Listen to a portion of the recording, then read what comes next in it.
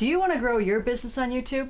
Then stick around as I conduct a few channel reviews on brand atmosphere for an array of YouTubers. Some are beginners and some are experienced, and they all want one thing: to connect their brand with their audience. If you're just joining, hi, I'm Lisa Stewart, a brand strategist, maker, and business coach. I help STEAM entrepreneurs like you build products that sell and change the world from their workbench. Sometimes that product is you. Throughout this review, I'm going to be talking about how to wield the power of your brand atmosphere to attract and retain the attention of your YouTube audience. That and more coming right up. There is so much to cover today. I won't be able to cover it all, otherwise I'll still be here streaming 2 weeks from now. Okay, so let's get started. Here are the top 5 things I'm going to be looking for when reviewing your YouTube channel. 1. Who's it for? Who's your audience? 2. What's your channel focus? 3. Is your channel name relevant? 4. What's your channel promise? And 5. Is your brand atmosphere consistent? Okay, let's get into it. The first channel I'm going to review is Amateur Artists Forever. The creator's name is Jyotsna. Hi Jyotsna, I hope I'm pronouncing your name correctly. She's got a lovely channel filled with many videos. It's a great start. So let's get to the first question. Who is your audience? The header is a soft pastel palette. It's feminine, so I'm guessing women. If it's not just for women, I'd reconsider the palette choices. I like that you've got a hand shown in your banner here. It would be fun if this word were hand drawn. That would make a great connection with the pencil. Next, how old is your audience? This is important because you want to be able to speak their language. You wouldn't use the same language that you would use with your grandmother that you would use with your best friend, right? So let's get clear on who they are. Here's a tip.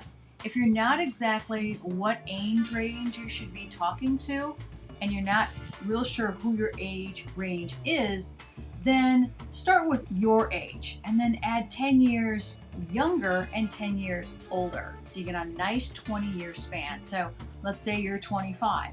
So you'll be speaking to 15 to 35-year-olds. Does that make sense?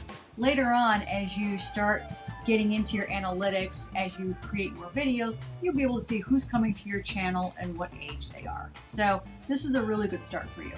Number 2, what is your channel focus? You've got great focus. You're helping budding artists with their techniques and skills. That's great. Okay. Number 3, is your channel name relevant? Amateur Artists Forever. I have a question about the word forever. If I come to your channel with a promise of learning how to draw, how do you know that I want to remain an amateur artist forever? I think it's a really interesting question to ask yourself, especially when you're looking at the future of your channel. Perhaps my goal is to up-level my skills and make some money later. The difference between being an amateur artist and a professional artist is just the exchange of money. If I make a piece of art and I sell it, I am a professional artist. It doesn't dictate on how good I am, just that I'm selling art. So if I think that you're going to teach me skills that keep me stuck at the amateur level, then I might not want to stick around. You see what I mean? I don't want that for you. Consider removing or replacing the word forever with another word, say tips. So for instance, amateur artist tips. With that, I'd be more inclined to stick around and learn more on your channel. I hope that helps. Number 4, what is your channel's promise? I would like to see a little more information on your channel banner. Your About section tells me a little bit more. So it reads, this channel has been created by me to display my work in tutorials. The first thing that I would do is I would replace the word me with your name, Jyotsna. If you want to replace it with your full name, that would be great, but if you don't, just your first name is fine. There are a couple reasons for this. 1, people want to come to YouTube to learn from other people, not faceless entities. And while I see your lovely face up here as an avatar, I don't know your name, and people want to know your name. So replace the word me with Jyotsna and then continue on. Now, another reason this is important is because it's good for SEO. If you put your full name there, people will get to know you and they'll start typing in your name into the YouTube search bar, Jyotsna, last name, YouTube artist. And that way it starts to come up in the feed.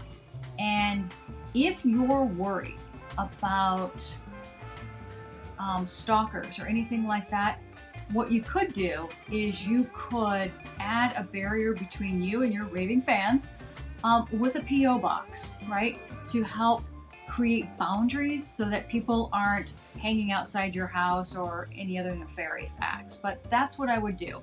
Next, let's go on with the next part of your bio here. You say, I want to motivate other amateur artists to take up art seriously.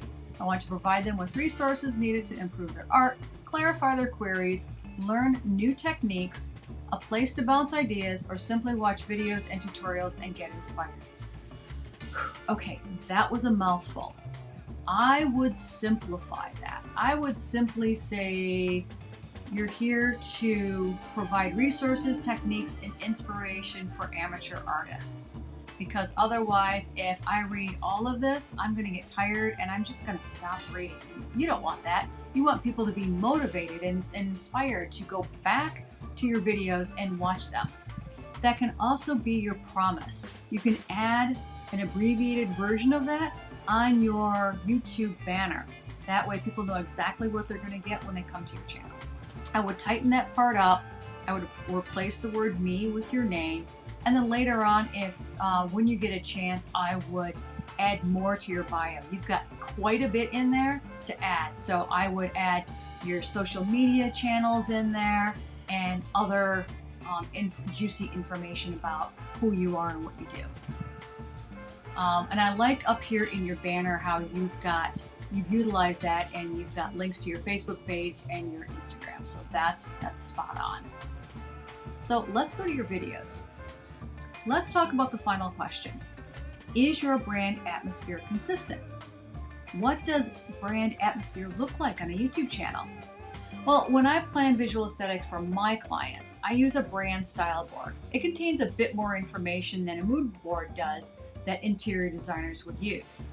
For instance, a style board helps me convey the atmosphere of my client's brand, and it conveys the feelings that your customers are going to respond to once they reach your site or your YouTube channel, for instance. Here is an example of my style board. That's what mine looks like. Now, I've got my banner example there. I've got colors, I've got fonts, I've got examples of my thumbnails and my end board. This is something that you might want to consider. In the event that I hire an assistant, they'll know exactly what my atmosphere should contain if they decide to assemble these components together for me. So again, this is something you might want to consider. Now, let's take a look at your thumbnails. Okay, your thumbnails are all varied with a lot going on. I see duplicate thumbnails and already I'm confused. I can't read the small print on your thumbnails and I don't know if these are a repeat. So I might suggest that if it's a series, then add numbers to your thumbnails like 1 of 2 or 2 of 2. Otherwise, my brain is going to tell me that I already saw that one and I'm liable to skip over the second one, and you don't want that. Right now, you've got a lot of text going on that I can barely read with a lot of several components that are pretty distracting from the real point that I think that you're trying to highlight. When that happens, my brain has to think. And when my brain has to think, I get stuck. When I get stuck, I don't make a decision, and chances are I'm going to click away. I don't think that's what you want for your viewer.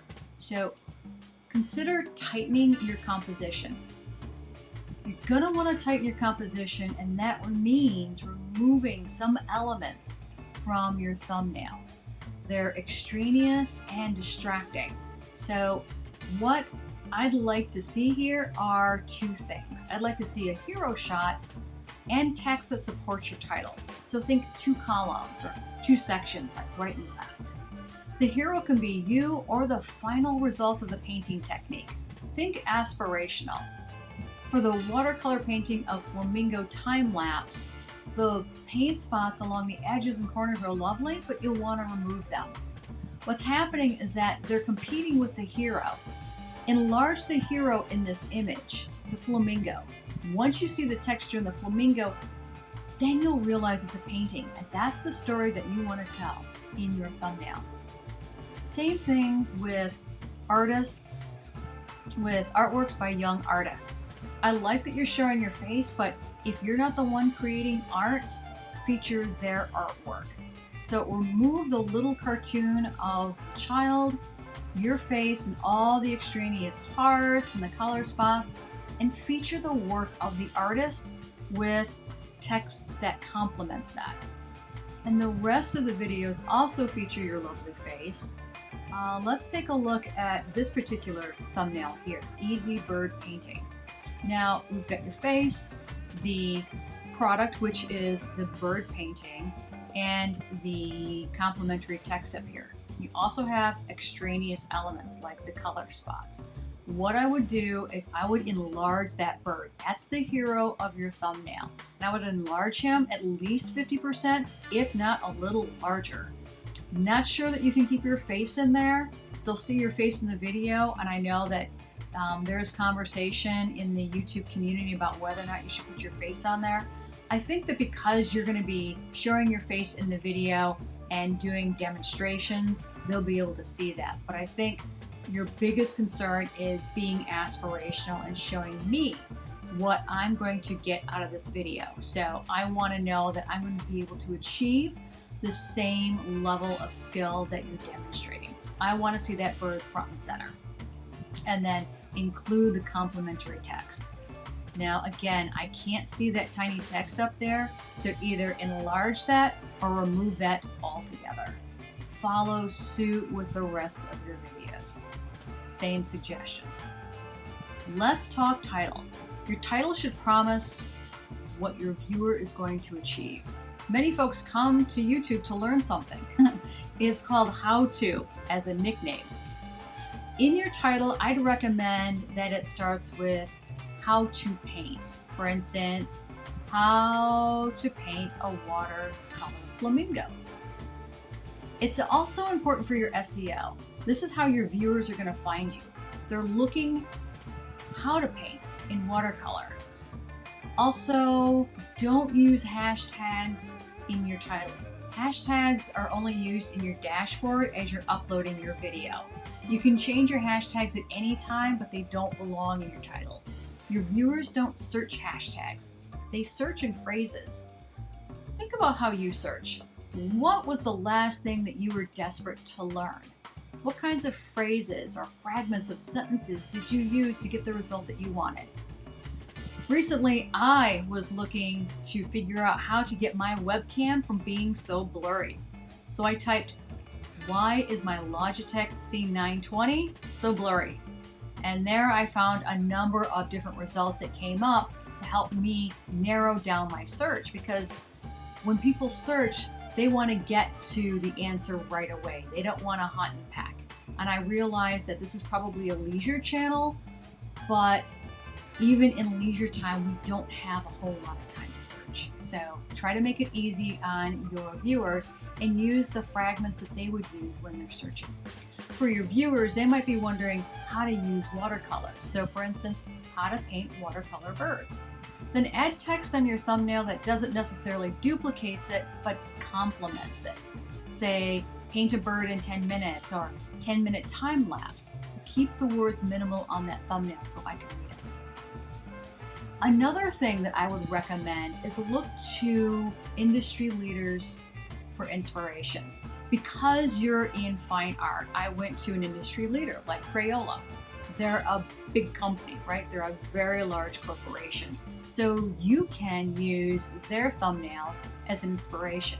What I wouldn't recommend here is the banner. Because they are so large, they don't have to put a title or a promise of their brand channel in the YouTube banner. We do. So make sure to keep yours nice and clear when it comes to your name and your brand promise. But take a look at these thumbnails. I like this particular thumbnail right off the bat because it shows the hero on the left side and the text that I can read on the right side. The first one that I clicked on, however, was the alligator DIY desk organizer. This speaks to me. I love this. I love this for a couple of reasons. One, it's the hero shot of the alligator organizer. It is a high contrasting image, so it's a nice green against a very light tabletop with a light background. They also have it, because it's a 3D element, they have it as a 3/4 view. So I get to see two sides of that project. That is a fantastic photo. That's the type of situation that we would put our tractors in when I worked for John Deere. That's how we would position the product, as a 3/4 view if it was a 3D element. And that's what I did for my products when I was building leather goods and other functional art for my customers. So that's a nice clean image right there. So that's what I would look to use as inspiration for your own thumbnails. Remember, you're in the Cineplex of videos, especially on YouTube. They have millions of channels and gazillion of videos, right? You have a millisecond to get a customer to click on your thumbnail versus someone else's. I've got a link to a free brand template to use for your own channel in the description. This is something you might want to consider. Overall, great job on your focus, channel promise, and audience. Just tighten up your thumbnails and banner and you'll be set to go. Thanks so much for allowing me to review your channel. It was an honor. Remember, great things take time. I can't wait to see you grow. Keep building.